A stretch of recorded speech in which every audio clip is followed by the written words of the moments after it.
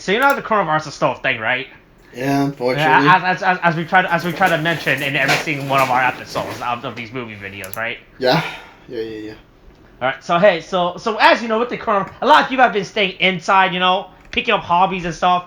So during quarantine, I picked up a new hobby. I picked up reading again. I started reading a book, and I found this great book that I started reading. Right. This is a really great book. It's a total game changer for me. All right. It's a story. It's a book about a man who's older than you and me, a wise older man, right? Who has a book about teachings, all right? Mm-hmm. All right. This is a really great book. I've been reading, all right? Right. This is a wise old man. He goes around solving problems. He's a wise old man, right? Right. He's an older man than you and me, right? He has millions of fans around the world. Right, that listens to his teaching and his ways, right, and his lifestyle, right. Yeah.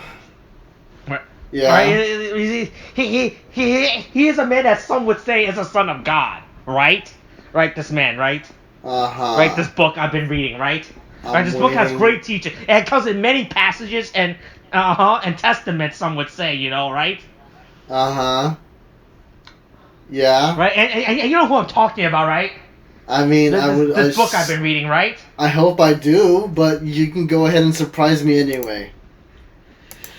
The biography of George Clooney. Oh, my head. Oh, God. Boy, okay. Hey, that George Clooney, what a great guy he is. Holy, wow. What a man with a prolific career. Wait, who do you think I was talking about? Why? Why fucking... We were both on the idea of George Clooney, right? Clooney? When I was describing it to you, right? Why is Clooney in here? What's going on with Clooney, huh? What were you trying to tell me about Clooney? Did he decide to, like... Ah, damn it, no. I figured out why. No, I just figured out... Look, so... You said stuff, I literally heard none of that, I need to get a new headset. Oh my god. No, I heard up to George Clooney. Okay? That's what I heard. Okay. But I didn't hear it. Okay, yeah. The book about George Clooney, alright? What a swell guy he is, right? So wait, there's millions of fans around the world and everything, right? Yeah. He's a great man with great teachings of moral understanding and everything, right? Yeah, okay. Wait, right? Who do you think I was talking? Were you confusing? Were you think I was talking about someone else? Okay, look, here's the thing, okay? This could have gone one of two ways, okay? At least in my mind, okay. with this bit, okay? Because I didn't expect George Clooney at all, so more power to you for that. I didn't expect it. But I thought, like... Well, what do you think I was going to talk about? Okay. Bob Hopkins? Oh my god. Okay, so the one obvious one, which clearly wasn't the one that you're talking about, unless you decided to subvert my expectations like not Bob Hopkins, definitely. Yeah, I thought it was going to be either Jesus, right, and the Bible, or at least the people who wrote the Bible, and his teachings. Why would I talk about Jesus and the Bible? Or it was Hitler and Mein Kampf. But Well, why would I talk about? Wow, what the fuck is wrong? Why would you compare Hitler and Why would you compare Hitler and Jesus like that? What is wrong with you? I didn't compare them. I'm only saying because you're the one that's comparing these two characters together. I'm just trying to talk about George Clooney and what a great actor he is, right? Anyway, welcome to the fucking spoiler cast for the Suicide Squad, okay? Because I'm here, no longer about to deal with Austin shit. So, before I guess we get into the fucking nitty gritty about the goddamn movie, right? And talking about what we liked and what we hated about it. Not a lot there to be, for the latter. I shall read to you, the audience, the plot synopsis that has been provided to us by the Wikipedia Make sure you read the article. right Wikipedia plot for Suicide Squad, right? Make sure you're reading the plot for the Suicide Squad. Yeah. Not just Suicide Squad, right? Most definitely, right?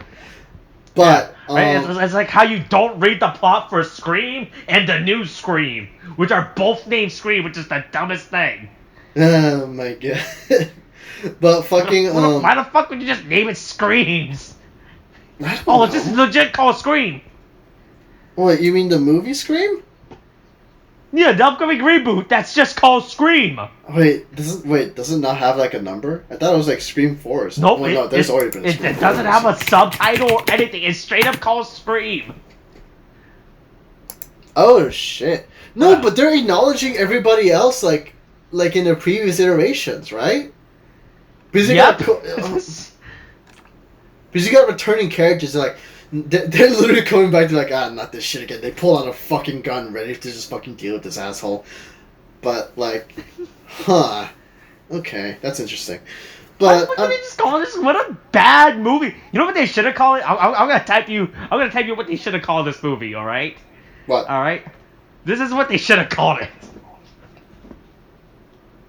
Screams with 5 as the S. You know what? Yeah. No, hold on. Because it's the fifth. Because it's just the fifth movie. This would have been better.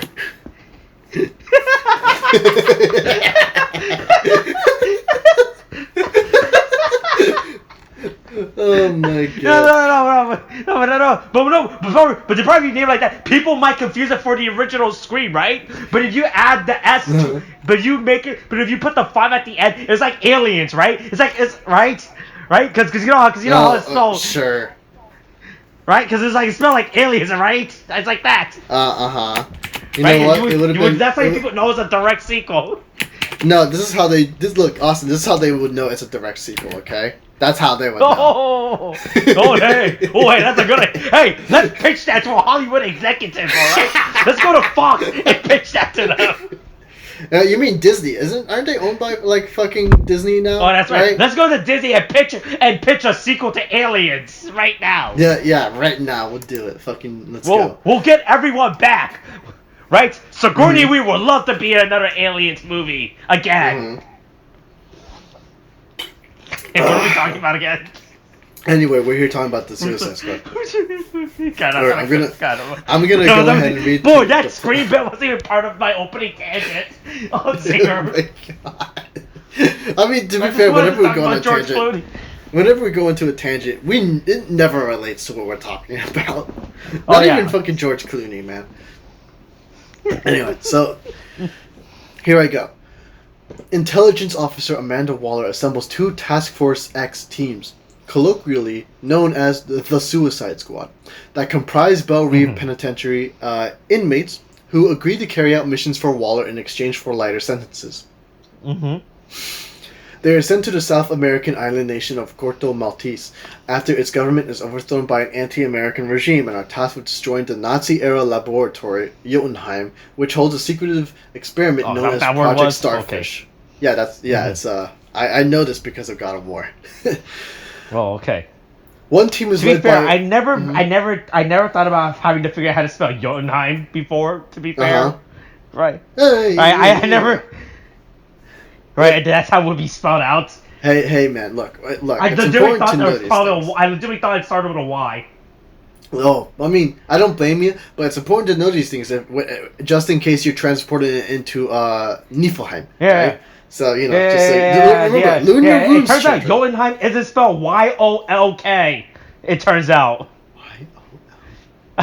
Yo, what?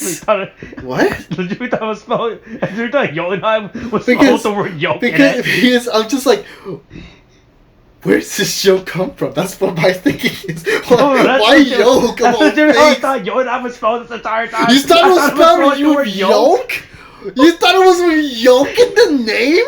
It doesn't sound like Jotunheim at all. What do you mean? Jotunheim, yolk, the correlations are there, alright? There are no correlations! What is this? Oh, you mean Jotunheim? It's like, what? Who, what? Where? Hold on. It's easy for confusion, alright? Alright, so this is Jotunheim, alright? Right? This is how I thought it was spelled. Hold on. Okay, I'm waiting for it. That's right. You're gonna see...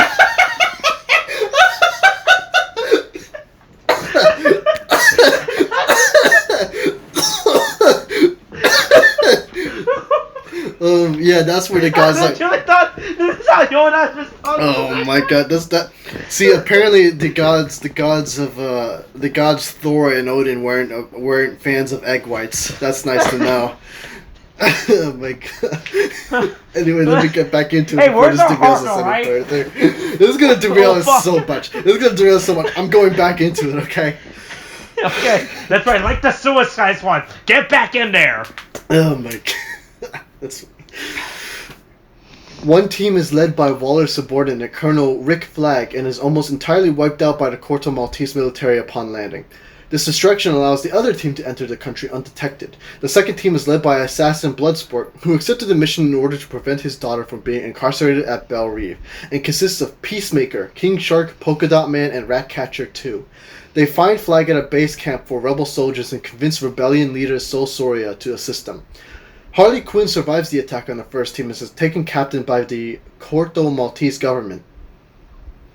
She learns of the new regime's plans to use Project Starfish against other nations. In the Corto Maltese capital, the second team captures the Thinker, the lead scientist in charge of Project Starfish. Harley escapes and joins the others who use the Thinker to break into Jotunheim. Most of the squad rigs the facility with explosives as Flagg and Ratcatcher 2 enter the underground laboratory with the Thinker. He reveals that Project Starfish is Starro the Conqueror, a giant alien starfish that creates smaller versions of itself to kill people and take control of their bodies. Starro was brought to Earth by the US government, who have been secretly funding experiments on him in Corto Maltese for the past 30 years using thousands of the island's citizens as test subjects. An enraged Flagg decides to leak a hard drive containing evidence of this revelation, but is killed by Peacemaker, who is under secret orders from Waller to cover up the US's involvement in the experiments. Meanwhile, a skirmish between the squad and the Corto Maltese military leads to Polka Dot Man accidentally setting off the explosive prematurely. As the facility falls apart, Peacemaker attempts to execute Ratcatcher 2 for knowing the truth about Starro, but Bloodsport shoots him and takes the drive. Starro escapes the destroyed laboratory, kills the Thinker and much of the military, and begins taking control of the island's population. Waller tells the squad that their mission is complete now that Jotunheim is destroyed, but Bloodsport chooses to ignore her and leads his teammates in battling Starro, while Waller is knocked out by her subordinates to prevent her from executing the squad. During the battle, Polka Dot Man is killed, Harley pierces a hole in Starro's eye, and Ratcatcher 2 summons the city's rats to chew the alien to death from the inside. With the military diverted, Soria takes control of the government and pledges democratic elections. Bloodsport forces Waller to release him and his surviving teammates from their imprisonment in exchange for keeping the contents of the drive confidential, and the squad is airlifted out of Corto Maltese. In a post-credits scene, Peacemaker is shown to be alive and under the supervision of Waller's subordinates. And that's the end of the plot synopsis, which... Yeah. Concise in terms of telling what the plot is, but it's missing a lot of the fun details that is in the movie itself. Yeah, there's little bits being missed. It really just gets down to the basic story. Hey, it turns out if DC isn't trying to play catch up, they can make a good movie. Yeah, right? You know, if they took their fucking time and just went with it, it would have been great. Oh, wait, you don't think 3 movies was not enough to establish the Justice League? Oh my god. Hold on, wait, was it, how many movies did it take for it to decide? Was it 4 movies or 5 movies? Okay, so you have to remember. So Man of Steel. There's Man of Steel, then they went, then they did Batman v Superman. And then they used that to introduce all the other characters, right? And then we get the spin-off of Wonder Woman. And then there was a whole production thing that was happening with Justice League and Zack Snyder's daughter's death happened. Right? Was Aquaman before or after Justice League? It was after Justice League. Oh, was it after? It was after Justice League. It turns out 4 movies is not enough to introduce a fucking team.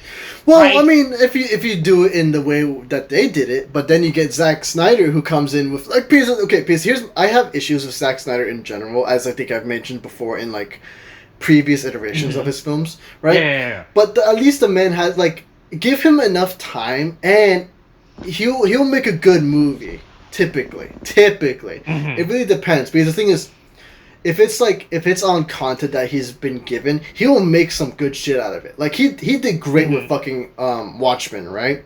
That was fucking good. Yeah. There are complaints about it, and I kind of understand it, because they do think some of the complaints people have is just like it looks too glamorized, the violence, right? It's like when in fact the violence should be like horrific and should make you disgusted, but like when you're watching the movie, it looks cool as shit, right? Yeah. And I understand why people feel like that, and I get it, but it's not something I really look at and be like, oh, that's fucking cool. You know, it still works, at least for me in my thing. My only problem is that sometimes he'll take certain interpretations of characters which aren't true to how the actual mainstay characters are.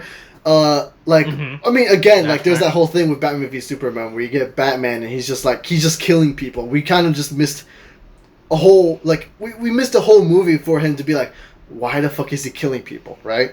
And then Mhm. even then, he's just kind of like, like, as much as I love Zack Snyder's Justice League, and I do love that movie, there is still the problem with that, like, with Wonder Woman, I get it, right? Wonder Woman makes sense in the fact that she's basically raised a warrior and will kill people if you fuck with her, right? Mhm. But I'm still having those issues where, like, Batman, like, as much as I like Batman and Zack Snyder's Justice League, he's still a killer. And I'm like, this is not okay. This is not Batman. You know? Mhm. Just the same as just the same as, like, with Superman, where Superman, it feels like, if, like, at least with Zack Snyder's version, it feels like he will fucking kill you, you know? And you know, that's the whole thing too, because he legit, like, like, destroyed the horn off, like, fucking what's his name again? What? What was his fucking name? The Steppenwolf. Steppenwolf. Steppenwolf, yeah. Yeah. So yeah. So, like, the thing is, give him enough. Like, it's just like, I feel like if you give him overall view of, like, how these movies would go, it would have been fine, sort of. Just like, Mhm. again, it was an issue of studio just really forcing him, like, okay, just have it happen now. Like, no, we should have more time. And Zack Snyder's like, well, we need to play catch up. We need to play yeah. catch up. So, I mean, again, it's just kind of like, I mean, like, make it so that Zack Snyder has overall direction of, like, overall knows where the direction's going, and everyone else kind of builds towards that direction. But then again, that was kind of the thing that Disney figured out, and then it was Warner Bros. Yeah, Warner Bros. is just like, you know what? They're making money. We need to make money quick. It's I don't know. We're rehashing a whole bit of things. Yeah. But anyway, we really should be focusing on the Suicide Squad. Yeah. But hey, much better movie than the first Suicide Squad. It is a fantastic movie, especially in comparison to Suicide Squad, right? Like, the thing is, a lot of this is more like, so we basically gave you that, like, to you, the audience, the overall plot synopsis, the overview of what the plot basically is.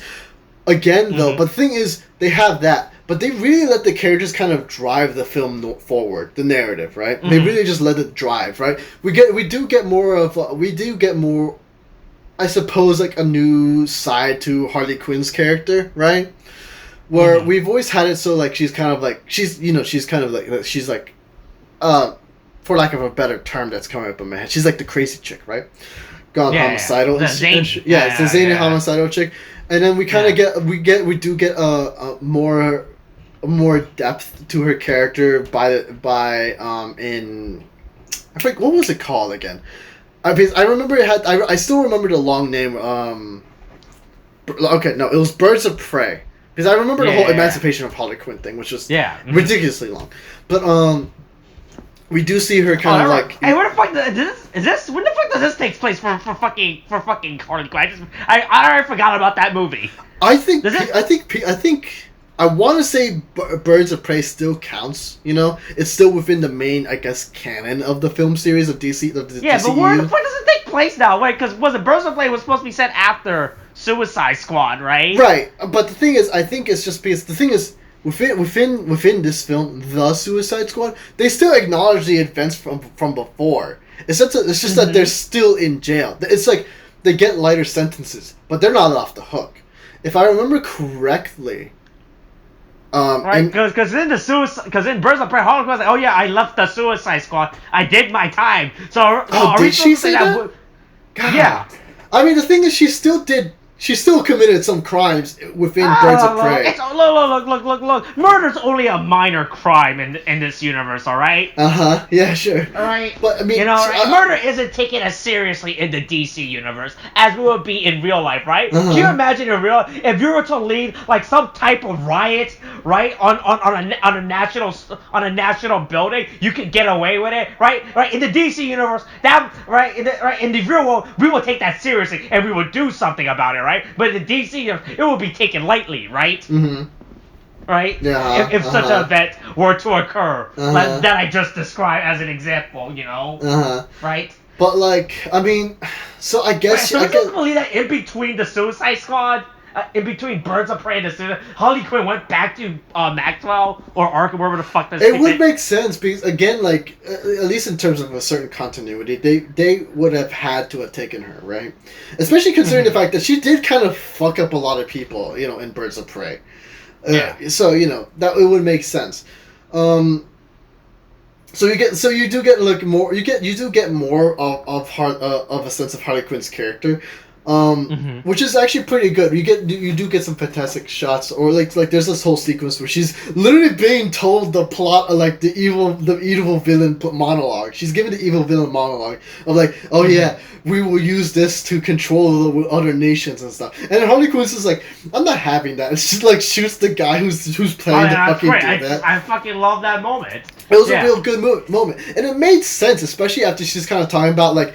She's kind of explaining, like, oh, I promised myself that if I ever meet a guy who starts talking just like Joker did, I'm gonna fucking shoot him, And she did, and I'm like, you know what? That tracks, Harley. I like what you did here. She's still kind of unhinged, but she's getting better.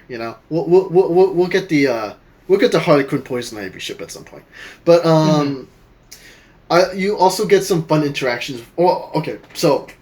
Rewinding back at the beginning, it's also very like they do in that little 2-sentence blurb. They say like, oh yeah, there are 2 teams of the Suicide Squad. You don't expect that when you're watching this fucking movie, especially when you get like what's his name? I was amazed how fast they kill characters off, right? Because when they announced the cast, the initial cast, it was a big cast. It was like when they announced the original cast, I was like. With like Pete Davidson and all the other characters that like from the Harley Quinn source guy, the one that dies, right? I was like, this is a big cast in this movie. What the fuck's going on in this movie for this big cast? I was like there's like no way they're gonna have time to focus on all if there's gonna be like so many of these characters, right? And then I was like, oh no, we just killed them off. I was like, oh okay, hold on, okay, got it. Solve that problem. Oh my god, this is just like it's just like. Because the thing is, you really, really do not suspect it. Because you get like, what was his name? I want to say it's, I could be wrong. Let me look it up real quick. But I want to say it was Woody Harrelson? I could be wrong. No, Woody Harrelson. Was it Woody Harrelson, right? No. No, it wasn't Woody Harrelson. No, it wasn't Woody Harrelson. They just look alike to me, so I just confused the two. Oh, are you talking about He died in the beginning. Like they focused on him in the. Michael Rooker. Is it Michael Rooker? Yeah. Was it? Okay, let me check. Let me look it up just to be sure because they don't have his name. I'm the one with the Wiki. I thought you had the Wikipedia. No, like I'm not. I'm literally not finding his name in the Wikipedia. That's why. I'm seeing it right there.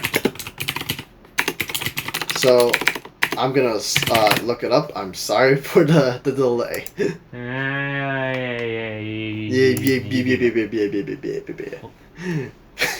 Michael Rooker. Yeah, it's Michael Rooker. Okay. Yeah. Okay. There you go. Yeah. Look, see, the thing is, I don't know his name too well. He doesn't show up in my stream of movies as often as everyone else. But yeah, he's kind of given some real attention, making him seem like he's gonna be like an important character, right? But then by the end of the fucking sequence, but within this opening act, he just straight up died. I was like, oh wow, okay, never mind. We're given some familiar territory in the sense like, oh yeah, the team is coming together, right? And you think these are gonna be the characters that you're gonna watch and be with for like the rest of the film, right? And then they quickly fucking kill them off, and it's crazy how they go them off. Especially because I thought, it did help that they kind of had one of the characters from the last movie, Captain Boomerang, everyone's favorite Boomerang-based character, super villain, I'm gonna be honest. Out of all the other Boomerang-based super villains to exist, right? Captain Boomerang's my favorite. God, that's just like, I'm not gonna lie though. I was kind of upset at the fact that Captain Boomerang died, if only because he was probably one of the best parts of the original Suicide Squad movie, I'm not gonna lie, I was kind of sad, but we do get a bunch of other nice little what do you call it? We do get some nice character stuff that happens, with fucking Nathan Fillion was playing the detachable kid, right? Where it's like, yeah, it's just like he just detaches his arms, and I think they were shooting his arms. He's like, no, they're hurting me. It's like he can apparently still have to be able to his fucking power was arms. extremely fucking lame as well. Yeah. I was just moving. I think the slow. I was just watching that scene at the beginning where he just moves, detaches arm, but it's like the way his arm moves like the slowest fucking thing ever. Right? It was like, he's moving. Oh, they're moving. Right? And then it does, all he does is like he barely slaps them, right? Yeah, it was pretty fucking great. And then you get Weasel, who is the most ridiculous fucking character. Who is just like, is literally a giant fucking weasel. And I love, like, they make you think that he dies just by fucking drowning. It's fucking good. Like, the humor is on point. It's really good. And then you get the Javelin, who has this very strange amount of importance to Harley Quinn, which is actually pretty fucking great too.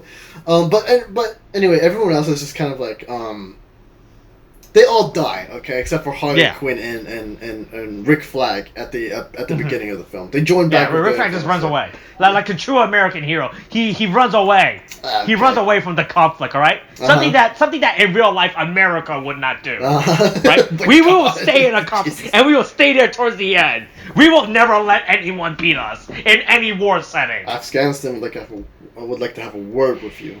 I don't know what you're talking about. But then we cut back to like the actual characters that we'll see. The real team. Right? Yeah, the real team, where you get Idris Elba as Bloodsport. Great character. I fucking love him. This character's great. This character was. I love this character and his fucking what he does. Holy shit! What a fuck! He is a literal fucking anime character. What he was doing. Oh my god! And I just like. His weapon shit was like the coolest part of this movie. He is so awesome. And then you get like, and then you kind of get his foil, like fucking John Cena as Peacemaker. It's just like the dynamic with like they're like they're like middle school children competing against each other just to one up the other. Yeah, it's fucking amazing because like there's this whole segment where they're trying to sneak into they learn that Rick Flag is still alive, and then Waller is being held in a camp that they assume is the enemy camp. Yeah, they assume it, right? And so they both go in and you start assassinating everyone in there, and it's just like there's a real sense of like as they're kind of killing everyone, they're like, this place doesn't seem so. Like, what's the word I'm looking for? They don't seem so geared up, right? And so, but you ignore it for the time being, because the thing is, the dynamic between Bloodsport and Peacemaker is fucking glorious. It's just like, they keep killing each other, like, keep killing other people in just the most ridiculous of ways, just to one-up the other. Right? And then it's just like, I think there was a line, I forget, like, you have to look it up for me, Austin, but like, there was a line where like Bloodsport said is just like, hey, you can't do that or whatever.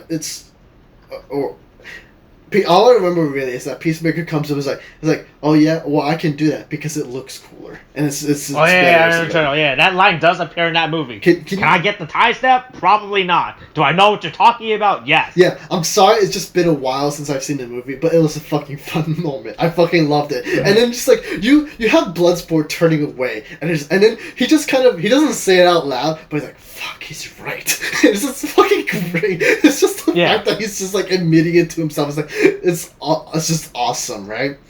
And then you get like possibly like this, like every character is good. You get like I didn't know until like the credits came up, but I did not know that Sylvester Stallone was playing King Shark. Oh yeah, it's fucking wild. No, the casting for this movie is insane. It's just like, you don't like. I never expected Sylvester Stallone to take the Iron Giant Groot route, you know, that Vin Diesel did. It's fucking amazing. He does it really well, you know? It doesn't surprise me. Well, to be fair, he doesn't have a lot to do as King Shark, so that kind of helps as well, you know? Yeah, but you have to kind of imagine, like, what he has to do in the film. Because if there's that one segment when they were in the tower, right, and they're gonna blow it up and everything. And I believe they call him, you have to tell me, because it's been a while since I've seen the movie. Mm-hmm. I believe it was. Oh no, it wasn't. Okay, so I am reading the Wikipedia, but anyway, Nanawe, right? Yeah. Okay, Mm-hmm. so just to give a quick correction, it looks like I am wrong in the sense that it was not. Sylvester Stallone is just a voice. He's not the stand-in. Mm-hmm. But it is Steve Agee, I believe is how you pronounce it, is the stand-in. Mm-hmm. Or at least it says here, Steve Agee Sharks portray it as a stand-in on set. I don't know. It's a little weird. It's not exactly giving me an idea of whether Sylvester Stallone was in it or not. I think it was Steve Agee that was like basically doing the physical acting. I'm not certain. Yeah. But it's just he basically gave us like the most wholesome character in this fucking like one of the most wholesome characters. I think he's tied with Ratcatcher at that point, right? Mm-hmm. But you get like Sylvester Stallone as fucking Nanawe, and then you get like I believe his name. Where is he? That's real David. Okay. God, I don't know how to pronounce his last name for the life of me. David Dashmalchian? I don't know. I could be butchering that. I'm so sorry. But yeah, no, I know what you're talking about. Yeah, and you get him as like Polka Dot Man, right? And then it's just like from a name called Polka Dot Man, you don't exactly expect a lot from this character because he sounds like the dumbest character of like ever because it's Polka Dot Man. What do you think you get from that, right? Apparently, fucking Gunn decides to take this fucking dumbass character and made him into a very tragic character for the film. Yeah. Like, legit, like, when he comes up, I laughed at his name because I'm like, fucking Polka Dot Man, right? But then you start learning more about his character. And that his tragic character backstory? Yeah, and it's just like, it's fucking wild because it's just like, oh yeah, I had a mother who worked at Star Labs, who was obsessed with heroes and wanted to turn me and my brothers and sisters into heroes, and so injected alien viruses into us and fucked up our lives, right? And so and so like he's very traumatized by these events, but then he's just like.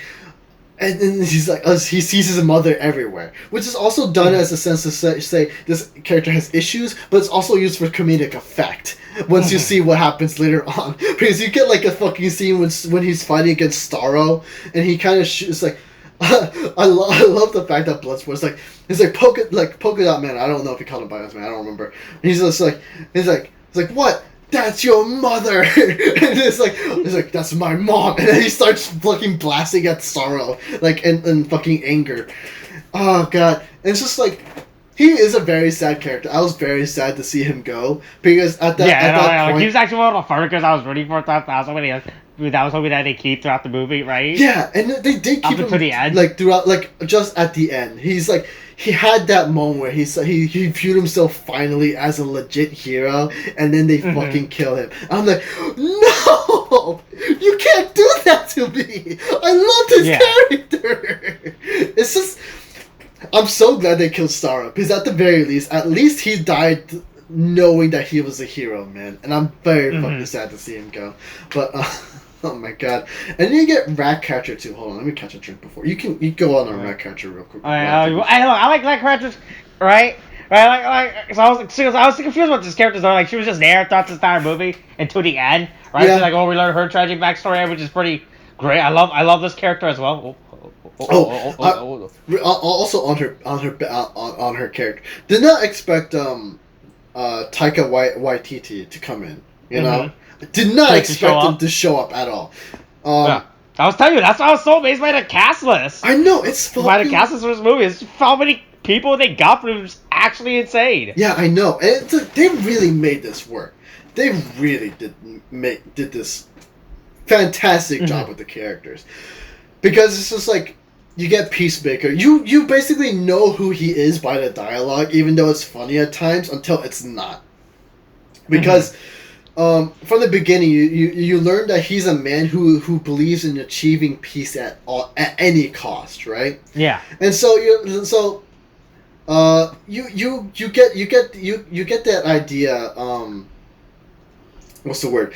you get a sense of his character when he's like, I remember this fucking stupid line where he's just like, he said if the whole beach was full of dicks, he would suck every dick in the name of peace or of America or whatever the fuck, which is the stupidest fucking shit. And he's like, oh, I fucking love peace. I will kill I will kill every man, woman, and child I would need to in order to achieve peace. You're like, that is fucking stupid as shit. But it's said in a way where it's just like, it's also, this is like he's actually committed to that, what he says. Everything he says is true. Yeah, it's just right? like, the thing is, in the beginning, like, he plays it off as a joke, and we at the audience see it as a joke. Like, oh, he's just fucking. But then towards the end of the movie, when he's about to kill Ratcatcher, he's like, oh nope, gotta do it. I wasn't joking when I was talking about killing children or killing women. I'll do it. I'll kill anyone. Mm-hmm. Right? Yeah, and it's just like it's just like we laughed at it, and they're like, oh. Fuck, these are actually fucked up characters. We forgot. Yeah. We fucking forgot. Yeah. Hey, maybe there was a reason why they were in maximum security. Right? Yeah, except for maybe one person. But then again, I can kind of get it if only because of her tech. Ratcatcher 2. If only because she's honestly the heart of the film. She's like the character that you basically look. It's like that meme from Brooklyn Nine. What was it? Brooklyn Nine-Nine, right? Brooklyn Nine-Nine. Yeah, where I think there was that scene where I don't remember her name. Oh, I know what it was. The scene when they're in the car when there was like, oh, name. I set the. That's on me. I set the standard, the bar too low. Are you talking about that scene? No, not that. I was talking more about the about like, she has a puppy, right?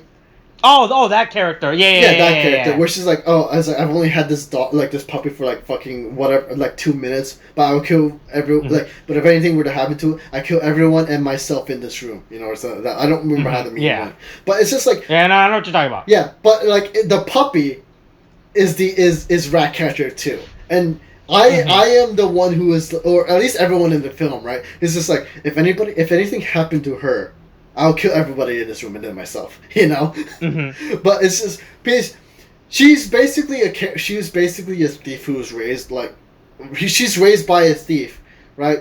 But she's raised by a father who very much loves her and everything, and teaches her to be like, to have a kind of positivity towards the world, and that positivity very much carries forward. And it's just like, I don't know, because the thing is, she's shown as a very optimistic and bright star-eyed character, right? Who's like, despite everything that's happening around her, still maintains an optimism, which is surprising, especially considering the fact that she just witnessed like Nanawe to fucking eat a person, Yeah. And then she's like, but then she's like, oh, you know what? Look, Nanawe, we don't eat friends. I'm your friend, right? And it's just like, she's too good. She's too good for this world. She's too good. Why is she here? Yeah. Although we're glad she is, because she's honestly the reason why Bloodsport ends up having a change of heart by the end of the movie, because she's kind of like, again, she's the heart of the film. Not like she's the reason why everybody starts to kind of realign themselves morally, right? They're like they're no longer villains, but they instead choose to be heroes, or they're at the very least anti-heroes. Right? Yeah. And it's fantastic. It's they do so much with all these characters. I'm surprised, And we also get like Amanda Waller, and like, again, she hasn't changed much. Okay, there isn't much change to her character. They give her character pretty consistent throughout the film. Yeah, her character is consistent, but it's the people around her that really make her fun to watch, because like she has a team around her that fucking the people back at the lab are like, this is pretty fucked up what we're doing, right? It doesn't seem that very good. Yeah. It's just like, it's kind of also awesome to see like where Waller was totally willing to fucking kill off the Suicide Squad for like disobeying her orders. They knock her on her fucking ass, right? And it's fucking glorious. Although I do worry I really do worry that like that Waller is gonna fucking kill everybody in the next Suicide Squad movie or whatever, whenever it ends up happening. Hey, look, they can't die. Hey, look, they can't die if they're gonna appear in Peacemaker, all right? Look. All I'm saying is that if they ever kill Ratcatcher, I'm gonna fucking riot, Okay. Oh, would you kill yourself and then everyone else in the room? Yes. Yes. So you better hope I'm not in that room with you, Austin. Okay. Oh. but anyway, it's just like. Should we invite Tariq to this room as well? Oh my god. Look, you do what you want. I'm not stopping. Okay. You. But it's just. Oh god, it's. Every character in that movie is great, and it's like. They don't. Oh my god. Okay, because then I guess we should move away from the characters at this point because we. The characters in this movie are enjoyable. I liked all the characters. All these characters were fleshed out. I guess would be the term for it, right. Mm-hmm. Right, in this movie, right? Yeah. Uh-huh. Like all these characters are great. Like they actually serve a purpose being there, right? Yeah. Mm-hmm. Right. If you remember from the first, remember the character Katana that was in the and how she literally just showed up, right? Mm-hmm. She was like, "I'm Katana and I'm here," right? Yeah, and then didn't she like die afterwards or something? I don't fucking remember what happens to that character, right? Yeah. But like the character here actually makes sense for these characters to be appears there, right? And I like how they're fleshed out. Like all these characters have their moments, right? Like even though like I said, one of the biggest I went to this movie theater, like this is such a big cast. How are they gonna deal with this cast? But no, we actually get ample time with these characters and everything, and their character dynamics, right? But they might have been like always. The biggest problem is how I fucking might have been too focused on Harley Quinn and Harley Quinn antics, but fucking people love Harley Quinn to the point where I'm fucking tired because she becomes oversaturated with her appearance now, right? Uh-huh. Ignoring my random rant about Harley Quinn and why I don't like the character anymore and everything. Mm-hmm. Right, these characters are like the character interaction that they have is great. Like they felt better than the first Suicide Squad where all these characters are just like there and everything, right? Mm-hmm. Where they just hang around and doing stuff, right? Because it was like there were just these characters that were just there, they were just doing stuff, and Harley Quinn was just in the background doing what she does, and she just shit posts in the background, right? Yeah. Mm-hmm. Mm-hmm. So that's pretty great. Yeah. I love the characters interaction in this movie. And what they do. Yeah, the characters really do drive the film forward, and it's really supplemented by the fact that like you get like what's the word I'm looking for? The composition and like the cinematography is actually really fucking good. Everything's really well shot. You do get some fantastic work where there's a scene where it's another hallway scene. It's kind of it's a lot better I think than the scene that we get in Birds of Prey, where Harley Quinn is walking down the hallway and just basically with the javelin is fucking killing everybody on her way. It's actually a pretty good scene. Yeah, you get that, and it's just like you get like flowers flying up. It's just kind of to show how she kind of sees herself. Which is also kind of interesting to see how they always do that. Hey, people forget that Harley Quinn is actually psychologically insane. People keep forgetting about that. Yeah. Right? I mean, being in a relationship with the Joker will do that to you.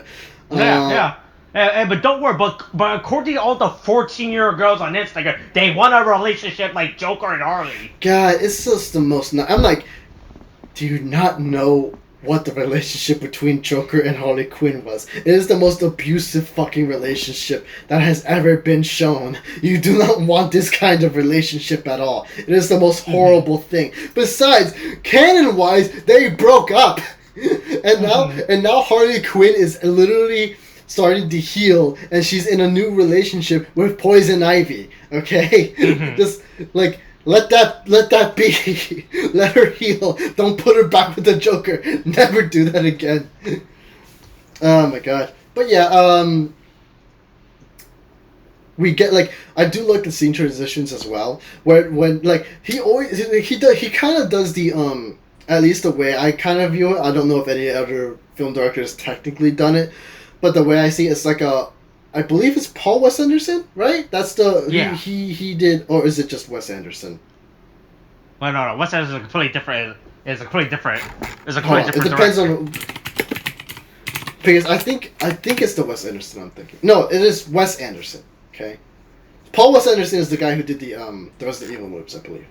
Wes Anderson is the guy who did like Royal Tenenbaums, Life Aquatic with Steve Zissou, fucking Grand Budapest Hotel. The movies that people like. The good movies, right? Where the good movies. Yeah. It's like that's the film. Those are like they always have it like before we get into the next chapter of the movie, there will be a title and then we go into it, right? That's what that's what Wes Anderson does a lot, and it looks like James Gunn kind of took a page from Wes Anderson's book and applied it here, and it actually works rather well because while Wes Anderson has it feeling like you're turning the page of a book and you're looking at the chapter cover, and here he kind of like James Gunn kind of uses the environment as a way to kind of say what the title is. One that specifically comes to mind was that there was a car chase, and then I remember that scene. Yeah, and it crashes, and it's like Operation Rescue Harley Quinn or whatever the fuck, right? I don't remember it too, like because I don't have the movie on me. Yeah, it's no longer streaming on HBO, so I can't. Yeah, I know what you're talking about. Yeah, but that's like it's stuff like that. It actually kind of really adds to the I don't know, the sense of the film, I guess is the way I would call it. But it works, right? And then we cut to the next scene, and we're like, okay, we're here now. Those work well as transitions, and the action scenes are fun. I'm trying to think of what else to talk about here because fuck. Okay, you go ahead. I'm gonna be thinking about this for a little bit. Okay. All right. Okay. Well. Okay. So while you figure out what to talk about, I'll talk about keep stuff. talking. Okay. I'll talk about stuff I like to talk about when I was watching this movie and how I like this movie. Yeah. So. So I like how quickly there were some great scenes in this movie. I was I'm scrolling through this movie once again. There were some good shots in this movie. Like one of my favorite shots was when they invade Jotunheim, not Jotunheim. Turns out that's about Jotunheim. Right? That whole water scene was really good. It has like a really suspenseful atmosphere throughout the entire moment as well. It was really good because the scene was all white. Like this was playing out like a straight up like a horror movie. In a sense. No, we're talking about like when Nanaue is kind of dancing in front of like the fish and then those pop out, right? Are we talking about that? No. It's when they first go to the tower. It starts raining, right? And like you get like this white backdrop with the rain, with the character just blue skidooing their way through, right? Yeah. Again, it looks really good. It looks fucking amazing. Yeah, which is really great. And then what were other good shots? Fuck, because like a lot of good shots happened at the end, and I don't have it. It's not on HBO anymore, so I can't look it up. You go off on. You can finish your thing real quick. Oh yeah. So besides from that, there was other good moments. So I like how every character has their moment in this movie, right? So like I love the King Shark moment. He has he's just a character that's here, right? Because not to they keep presenting this character, not to be like, he's just a ruthless killing machine. You can't be friends with this character, right? But yeah, I don't know. He learns the true meaning of friendship. Yeah. And everything. Although I always loved the little facts that everybody's like, it was like, oh, is that Nom Nom? And it's like, fucking stupid. It's fucking dumb as shit. Yeah. He learns what it means in the end for friendship. All right, so that's good for him, right? Yeah. Oh yeah. So I think another fantastic thing that does happen is it's surprising how well like fucking James Gunn can balance comedy and like drama and stuff. About James Gunn at any point yet so far, which is great. God, it's just. I mean, his film kind of speaks for itself, honestly, right? Because it's a really good film. Like, it's also wonderful how everything kind of meets back up at the end. Because it's like you get like the whole Bloodsport Peacemaker dynamic, right? Where they're kind of competing against each other. And there was a line that was said where Peacemaker's like, "Why are your bullets so small?" And it's just like, I think it was like. I think it was like he was stating, oh, well, if someone shoots at me, I can shoot through his bullet or something like that. And he's like, nah, that's not how it works, right? I think that's how it was. Again, I don't have to I don't, Right? And then by the end of it, when Bloodsport... Also, the funniest fucking thing, where it's like, Bloodsport, once the explosion happens, he kind of drops down the floors of the tower, and he happens to meet up right at the point where when Peacemaker is about to kill Ratcatcher too, right? And then Bloodsport, Bloodsport at this point is very much cares for Ratcatcher too, right? Because she's basically like a surrogate daughter for him at this point too, and so. He lands, he sees it, and then they both know that one of them is gonna die that day, okay? And so, and then, like, Peacemaker and then Bloodsport bring up their guns, shoot at each other, right?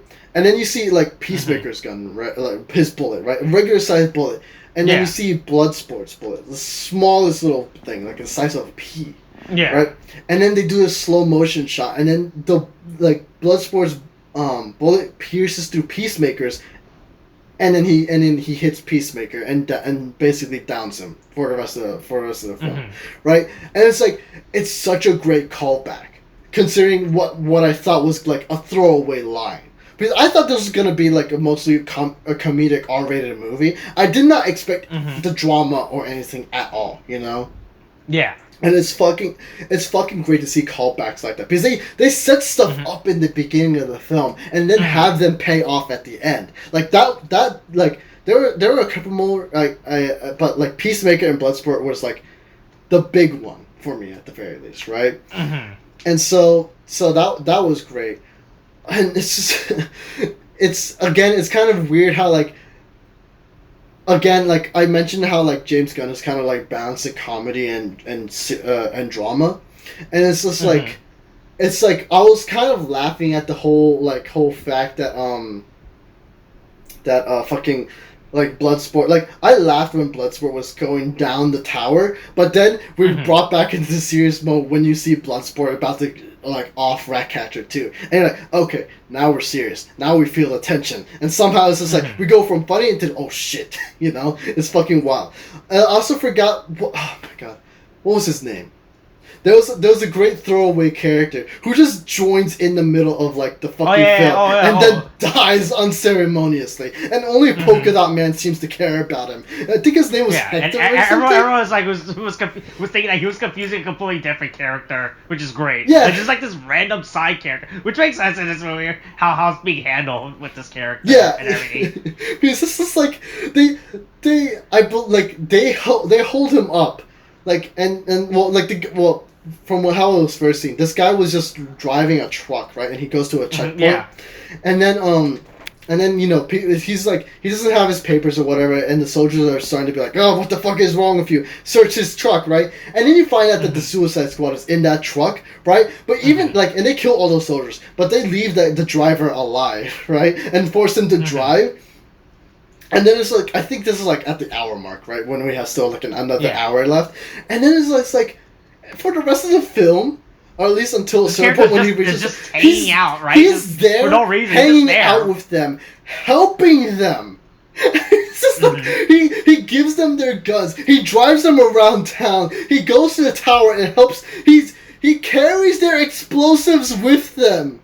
For them. It's fucking wild. And it's not until and I noticed this, like, is this guy really still here? And it's only until he dies that people make mention, oh, he was here with us this whole time. Like, what the fuck? It's like, and Polka Dot Man is the only he's the only character who's aware that he was with them. And everyone's like, and then Bloodsport's like, what the fuck was he doing here? Right? And then Harley Quinn's just like, and it's like, no, you let Polka Dot Man go off. He's allowed to feel the way he feels. I'm like, what the fuck? What is going on?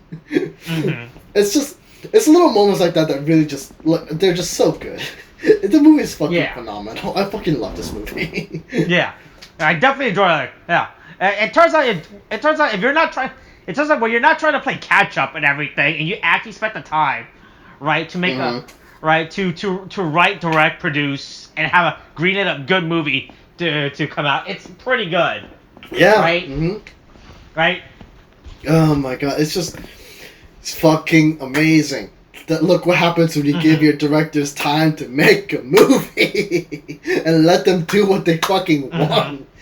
Oh my god. Yeah, and instead of and you don't try to force a cinematic universe to come out within let's look at this 2003.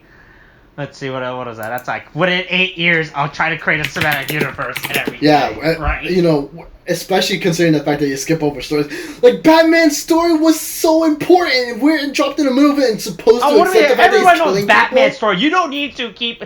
Look, William. How many times are you gonna show Batman's parents? Okay, look. Right? Here's the thing. Okay, because apparently in Batman vs Superman. One more time. But look, all I'm saying is that if they wanted me to accept a Batman that kills, give me a movie beforehand to show me the transition into that kind of character, right? Because I can believe it. Because it like you like the thing is, if as long as you make the actions that push the character to that point believable, it's fine. But the thing is, because of studio pressure and them wanting to make some big fucking bank off superhero movies like Disney was doing, right? Like, and like Zack Snyder very clearly had a vision for this character because very much Batman is inspired by like I believe his name was Frank Miller's like Frank Miller's Frank Miller's Dark Knight, right? And like I get it, right? Because that like excuse me, but that version of Batman is actually really dark. Although I still wouldn't agree with like. Again, it's been a while since I read the comic, but I don't believe he killed anybody there. He really hurt some people, and I don't think he killed the Joker by the end of it. I think the Joker died by like happenstance. I don't recall, so I could be wrong. But the thing is, like I get Zack Snyder wanted this Batman to be like a killer, to be pushed to the edge and to have lost faith in humanity, and have Superman be the reason for why Batman regains faith in humanity. And it makes sense, really, because Superman is very much as intended by the writers, from what I recall. He was intended as like a symbol of the best of humanity, right? Which, although I do have issues with how Zack Snyder portrays Superman, because he kind of does this whole Jesus-like figure, Messiah figure to Superman, which I don't really vibe with at all. What do you mean? Look, what do you mean? What do you mean? What do you not like about the Jesus analogy, right? Like you didn't think that Batman didn't stab him with a spear, but instead stabbed him with a lance instead, right? Look. Right? It was never a spear. It was a lance, like the lance that pierced Jesus as he was being crucified. All I'm saying is that like that's just pretentious as fuck off Zack Snyder for me, right? And he's not even doing that correctly anyway. But anyway. Aside from that, the thing is, I get it, right? I get that's what he would have wanted to have intended for that movie, and it would have worked fine. But if we had more story to Batman and how he got there, because at least then we wouldn't basically, at least in Batman v Superman, we wouldn't have had to deal with like basically what I was thinking was like basically two different fucking movies, you know? Well, at least three. Because you got Batman, you're trying to tell Superman's story, and you're also trying to put Lex Luthor in and try to explain what his whole deal is. It's a lot to go through, but it's like in so short a time. It's kind of why, like, and I'm not saying it's a good movie, but it is better, like with the extended cut for Batman v Superman. Because the thing is, at least then, like they do explain some events and explain why people are kind of like wary of Superman. Because they cut out a lot in the theatrical cut. But in here, it makes sense, sort of. Well, it makes sense why the world turns on Superman. But it's still, like, the Batman, Superman, Lex Luthor story was still kind of disappointing. Especially with Doomsday coming in so early in the fucking thing. And Doomsday really should have been saved for, like, films after. Because we really... Because the thing is, as much as I like Henry Cavill or Cavill as Superman... Fantastic choice. He definitely has the charisma for it and everything, right? But we needed more time with Superman.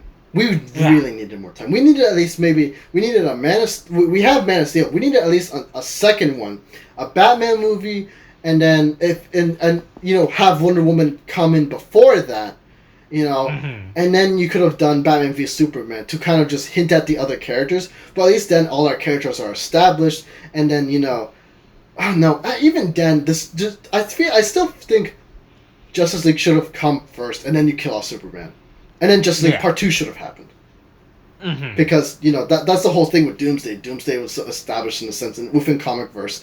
Superman was the only one who could defeat Doomsday, and he dies. And then there was that fantastic scene where, or at least within the comics, where, all the Justice League reacts to Superman's death. And then you get all the heroes walking his coffin down, the fucking street, and everyone's mourning.